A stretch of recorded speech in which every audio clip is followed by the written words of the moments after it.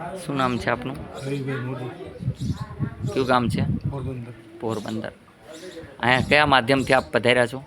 આપણે યુટ્યુબમાં. યુટ્યુબમાં તો આપ યુટ્યુબના માધ્યમથી આવ્યા છો, તો આપને અહીંનું કામ કેવું લાગ્યું? સારું થયું. આપને અત્યારે જે પ્રોબ્લેમ હતો એ સોલ્વ થઈ ગયો કે નહીં?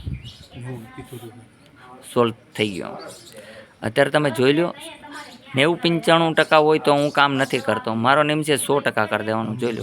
સારું. હા, એમ જે અત્યારે બળતરા છે અત્યારે ના હોય, બરાબર. પગની 30 વર્ષ જૂની બળતરા હોય તોય 5 મિનિટ નહીં, મિનિટની અંદર દૂર થાય છે. આવું હનુમાનજીનું કામ છે. હું હરેક વ્યક્તિને ભગવાન જોઈને હાલું છું, છતાંય મારાથી કોઈ અપરાધ થાય તો મને ક્ષમા કરજો. આપને બધાને પ્રેમથી જ બોલાવું છું, બરાબર છે.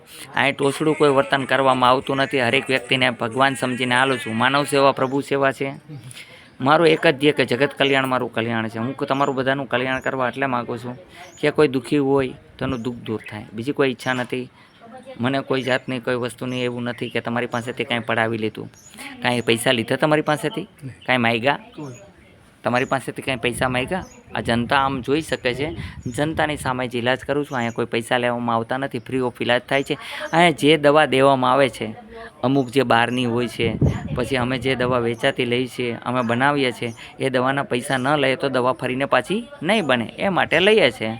અને અહીંનો સમય છે સવારે 9 થી 12, સાંજે 4 થી 6. એ છતાંય મારાથી કોઈ ભૂલ થતી હોય તો ભગવાન બધાય, તમે આખું જગત ભગવાન છે. આ પાપી માણસને ક્ષમા કરજો. જય હનુમાન.